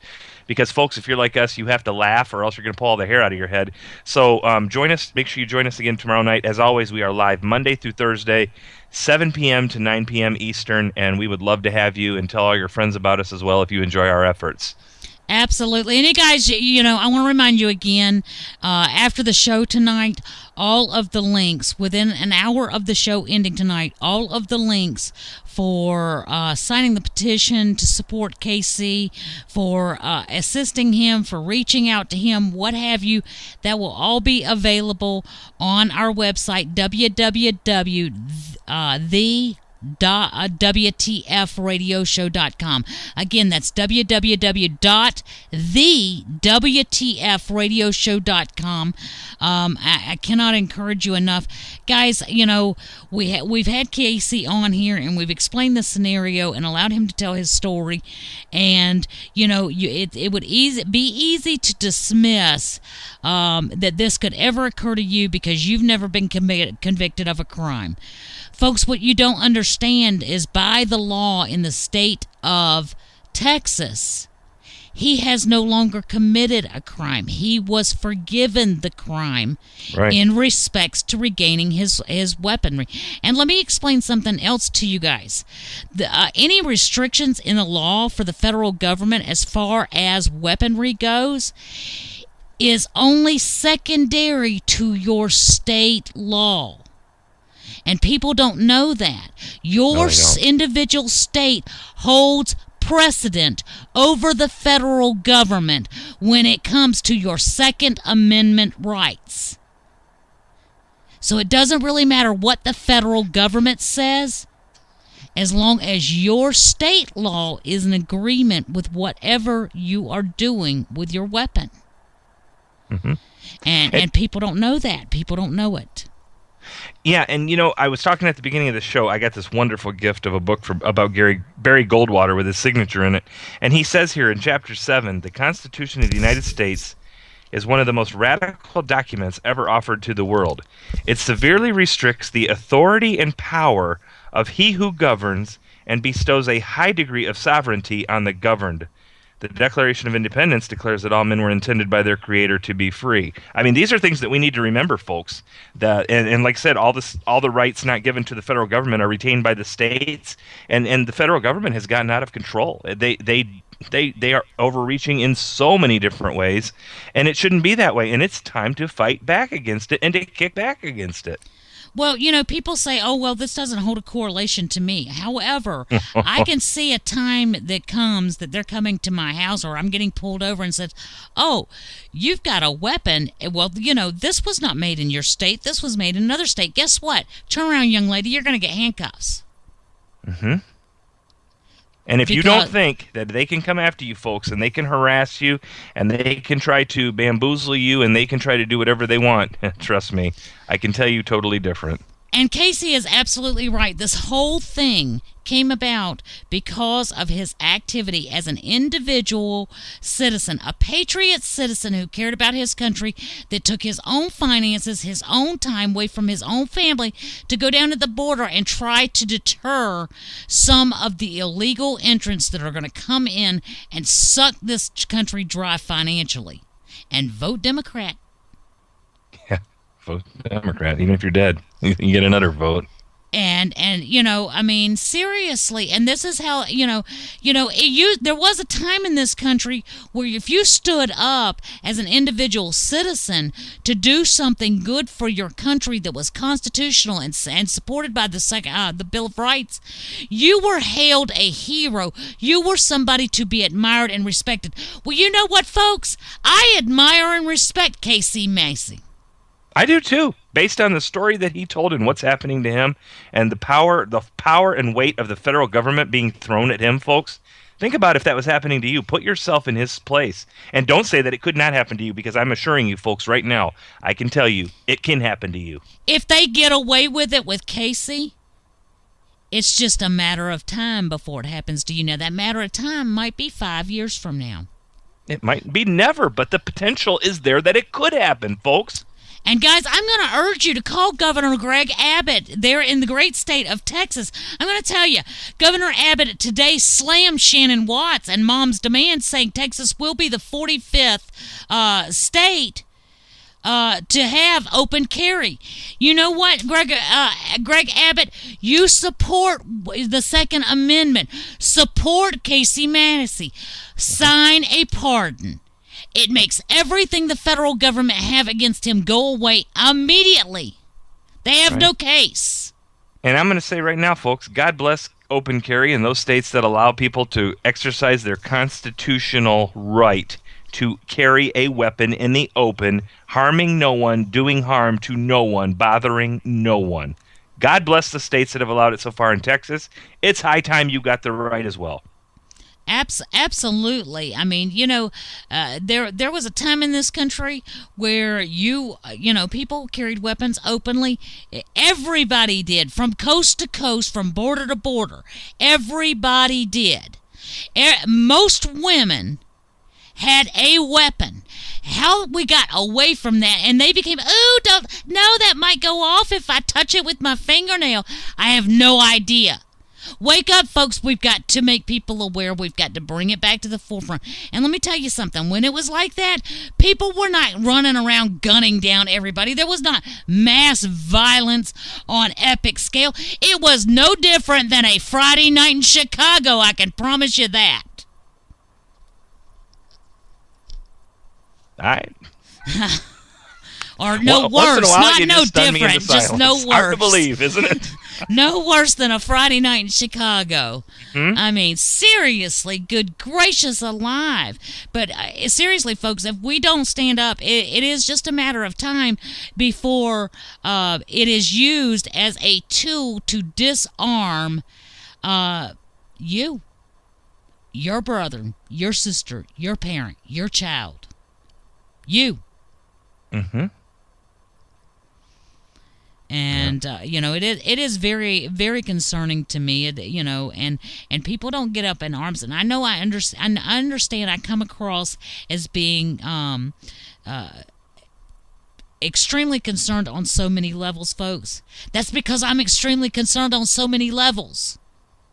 I see it with the invaders. I see it with our Second Amendment. I see it with our freedom of speech. I see it with every right that we have, both God-given and granted by the powers that we bestowed upon our government. I see it with Muslims and the religious overreach and the suppression of the Christian voice. I see it on every level. I see it with Common Core. I see it all over the place. I see it every day. And all the federal agencies. We talked about ATF last night, banning a common form of ammunition for AR-15s. And let's not forget, folks, just because they're black doesn't mean they're bad. That's what the federal government, I guess they're racist. That's what they would have you believe, just because AR-15s are typically black, that they must be bad. But they're simply a semi-automatic rifle, a sporting rifle, but the ATF wants to ban M855 ammunition for those. So there's a federal agency out of control. We've known ATF's been out of control for a long time. And it's without let's their look scope. At the EPA. Let's look at EPA, and let's go right down the laundry list. Look at EPA and the other agency that was involved with Clive and Bundy out in Nevada, trying to take property and stuff like that. And there was a big showdown there. Luckily, no one got hurt, but people didn't back down. And the federal government finally backed down. Folks, these agencies are out of control. TSA, have they ever stopped a terrorist attack? We asked that last night again. Has the TSA ever stopped a terrorist attack? They have never stopped one terrorist attack, but they felt up plenty of old people, infants, people in wheelchairs, people in strollers, you name it. They've done plenty of that. Absolutely. I mean, it's just insane. I mean, it is just absolutely insane, the overreach, the overstep, and if we are not going to, it's just exactly, we have said this 1,000 times. Casey said it tonight. If we don't all hang together, we will hang separately. Yeah, we sure will. I pointed out to you very clearly at the top of the show, they had a U.S. extremism summit. And I told you verbatim what was said about this summit. And I will reiterate, the summit to be held in Washington, D.C.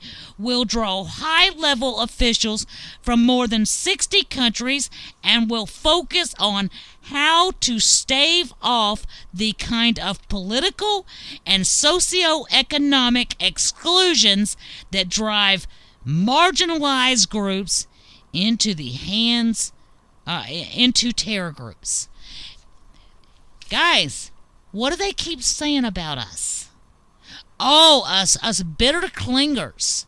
Clinging to our guns and Bibles. We are just if you believe in God, you are just the most horrendous threat to this nation that anyone has ever seen. ISIS is the JV team. Right, remember? They're nothing to worry about. They're just the JV team. We've got Al Qaeda on the run. There's no concern there either. Folks, so if they're not talking about them, they've got to be talking about us. I'm going to tell you right now, Obama is ISIS. And I'm going to tell you one thing, and I'm going to let you look it up for yourself because, boy, that's a heck of a provocative statement. But once again, I can back it up. You go and Google search or whatever you want to do, refer to the 2009 Cairo speech. That's right after he was inaugurated and put in place. And, folks, read the 2009 Cairo speech that was given by a Muslim to other Muslims. You tell me he's not. Why aren't we not firebombing and destroying everything around our 300 Marines in Iraq? That's supposed to be pacified, and all taken care of. He did the victory lap and stuff. We're pulling all of our people out. Look at me. I did it. Really?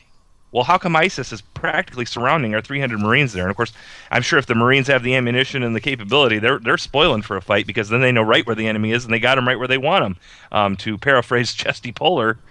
I mean, folks, if he supports them, V, your favorite saying is if it quacks like a duck and walks like a duck and sounds like a duck, guess what? It is a duck. Folks, we got a duck in there, and he's an ISIS duck.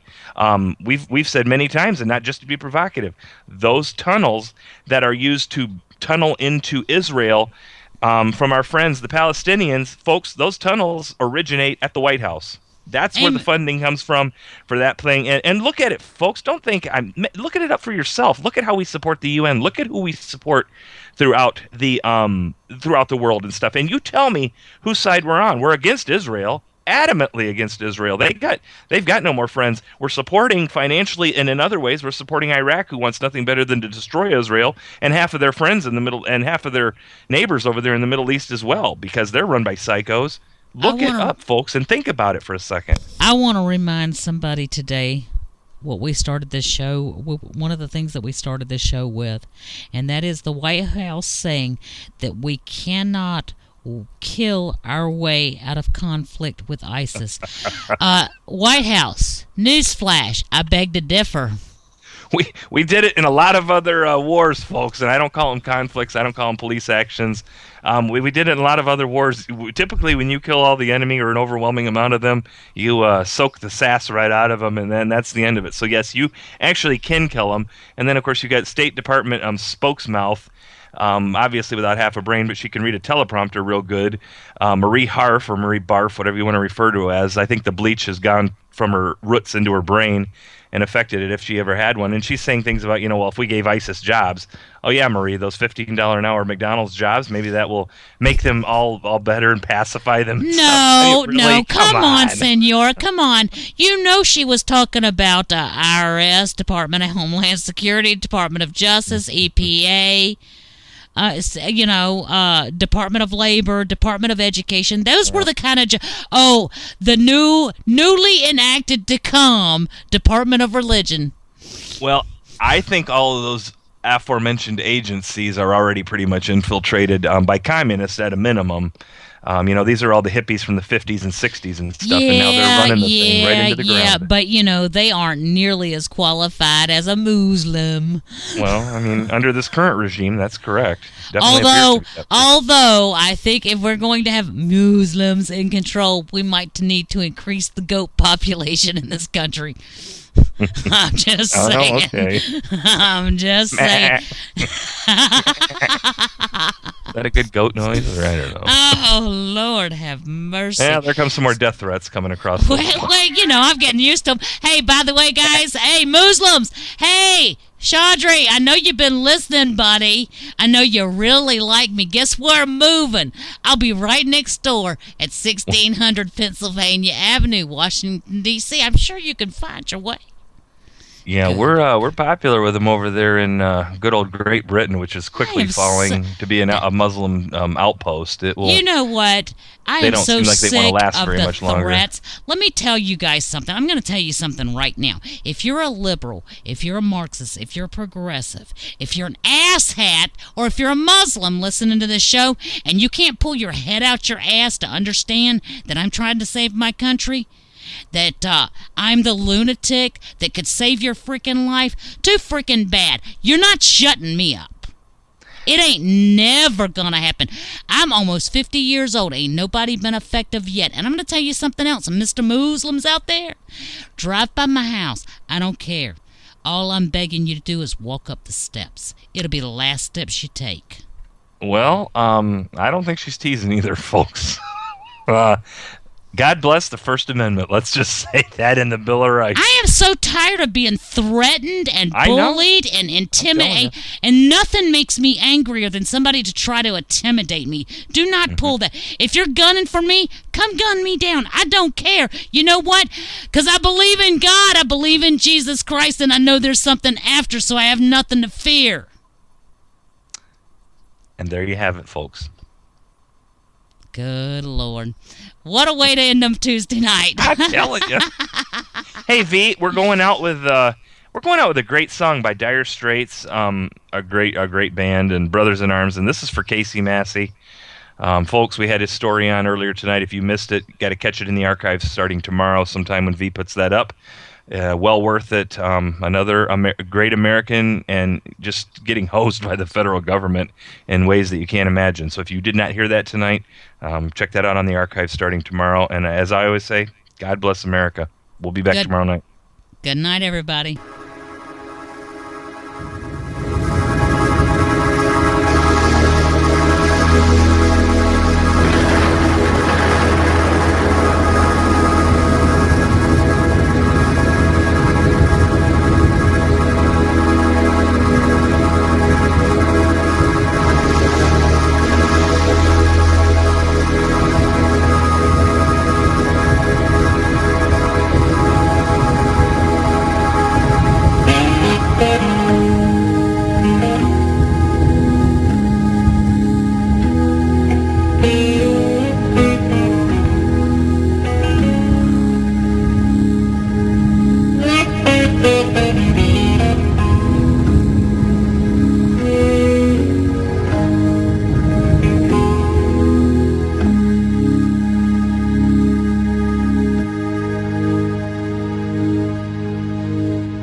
These mist-covered mountains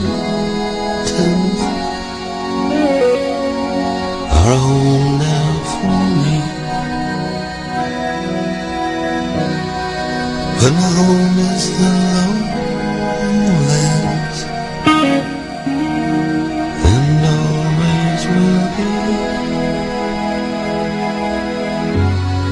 Someday you'll return to your valleys and your farms, and you no longer burn to be brothers in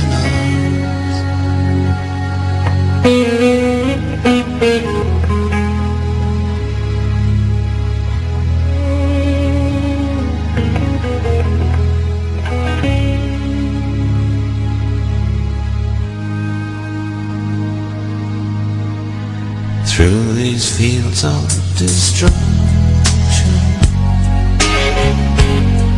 baptisms of fire, I've witnessed your suffering as the battle reached high, and though it didn't help me so bad, in the fear and the alarm, you did not despair.